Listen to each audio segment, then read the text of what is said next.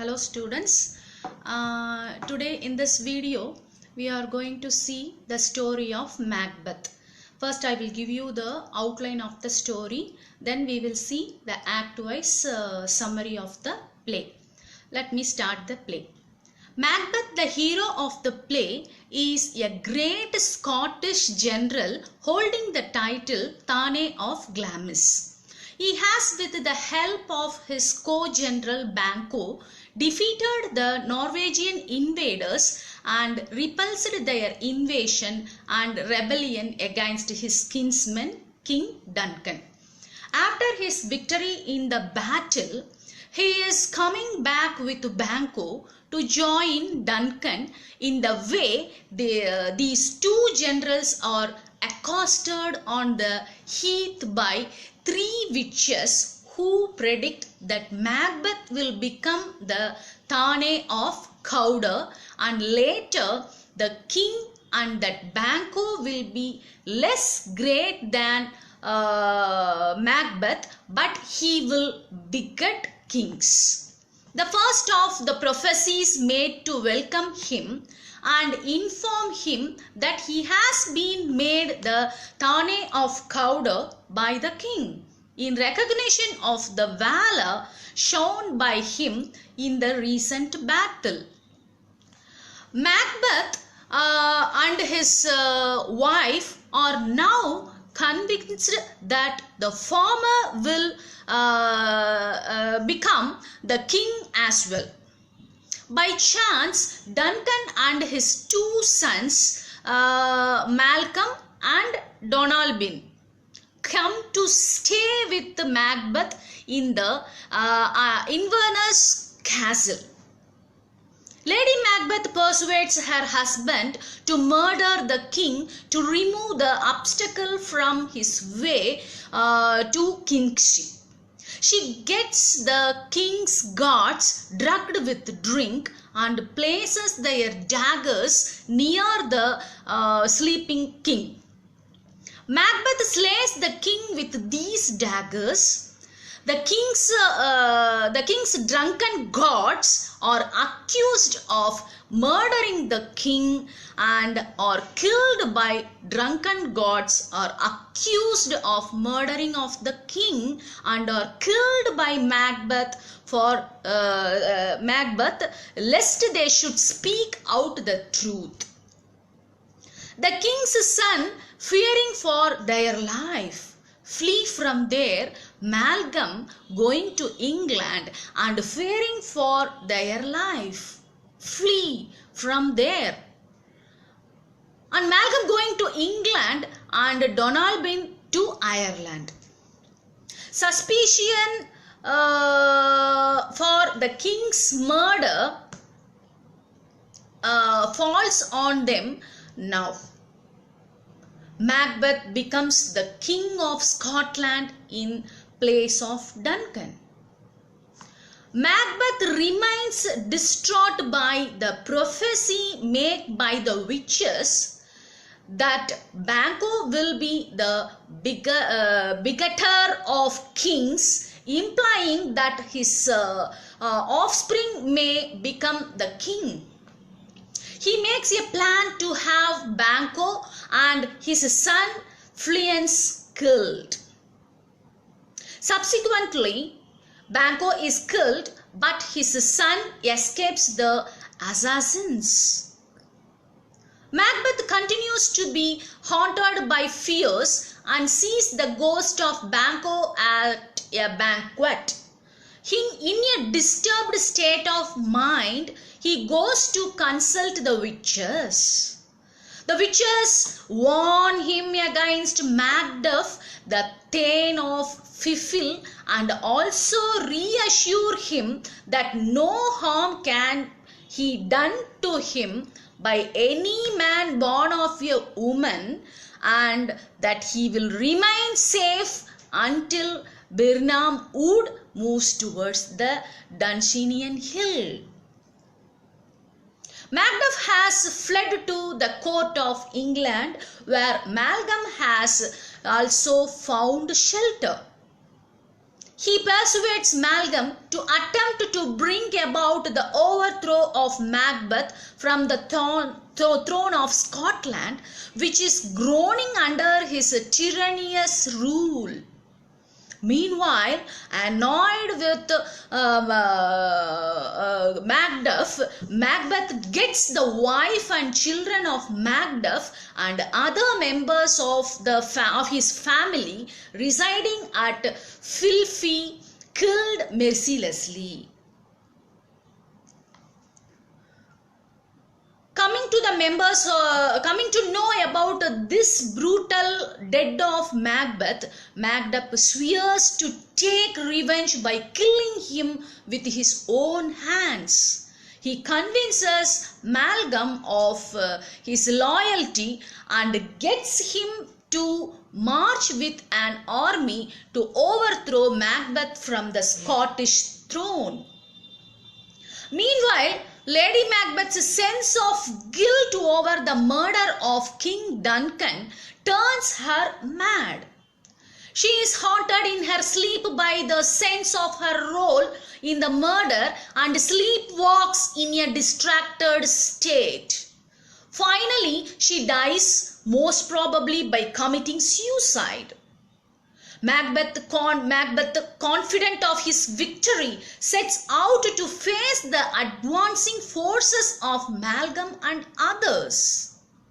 These forces advance under the camouflage of the branches of trees of Birnam Wood and march towards the Duncenian Hill. Thinking that it is Birnam Wood itself which is advancing towards Duncenian, Macbeth is filled with fear. However, he comes forward to face the enemy. In the ensuing battle, Macbeth is confronted with Macduff, who did not have a normal birth but had been from his mother's womb,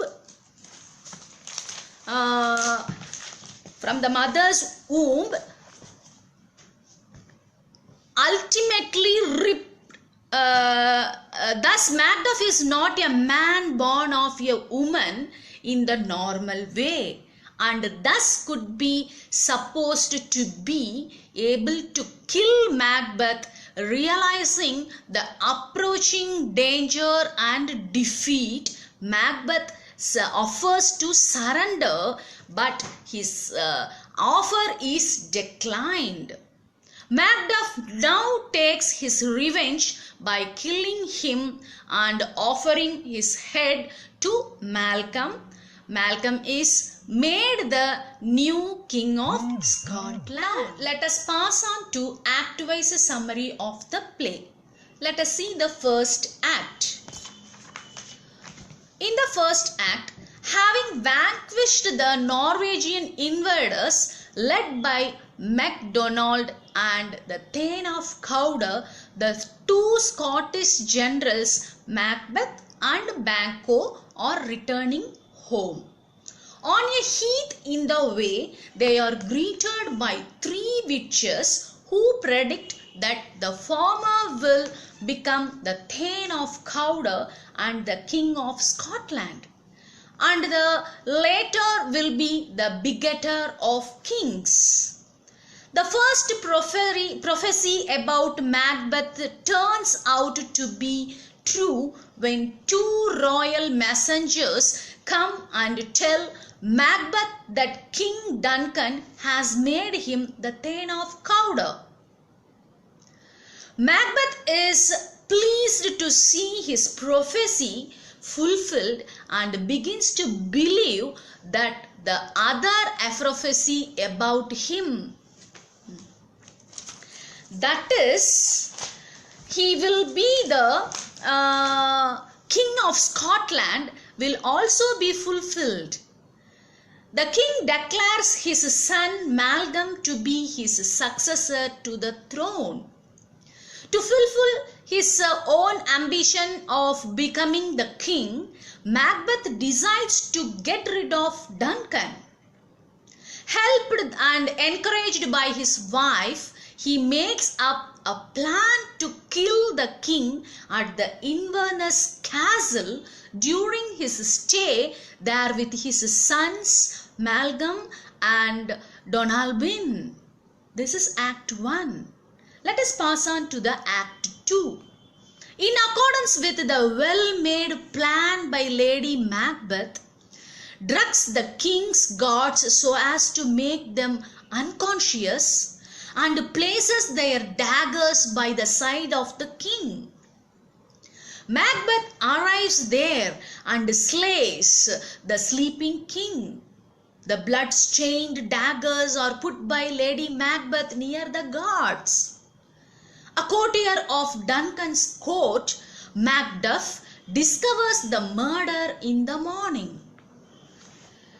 Macbeth and his wife pretend to lament the death of the king, putting the blame for murdering the king on the guards. Macbeth kills them to erase all trace of evidence. The two sons of the king, namely Malcolm and Donalbain, fearing for their own life, flee from the place. Malcolm going to England and Donalbain going to Ireland. Their act of fleeing makes people suspect them of having murdered the king. Macbeth is crowned as the King of Scotland in succession to Duncan. This thing taken place in Act 2. Let us pass on to Act 3. Macbeth has fears that Banquo, who has been called by the witches as the begetter of kings, might prove an obstacle of his way to the throne. So he wants to do away with him. Once, while Banquo and his son Fleance are enjoying riding, he sends two murderers to kill them. Banquo is killed, but Fleance escapes the attempt on his life. At night, a feast is held during which Macbeth sees the ghost of Banquo. The ghosts are dispersed because of the mental disturbance caused to Macbeth by the appearance of the ghost. Meanwhile, Macbeth and his wife learn about the alliance of Malcolm and Macduff aimed at bringing about his downfall. So this is the Act 3. Let us pass on to Act 4. Macbeth goes to consult the witches as to how he should face the situation. The witches tell him through various occult signs that no man born of a woman can ever harm him. Secondly, that he will remain safe until Birnamwood advances to Dunsanian Hill. Having heard about Macduff's escape to England and his joining hands with Malcolm there, Macbeth decides to get his wife and children killed. He sends assassins to Fifill Castle, where Macduff's family is residing. Lady Macduff and her children are brutally murdered. The news of their murder arrives in England to Macduff, who is trying to convince Malcolm about his loyalty to him. Macduff is grief-stricken and vows to kill Macbeth with his own hands. So this is taken place in the Act 4. Let us pass on to the final act, Act 5.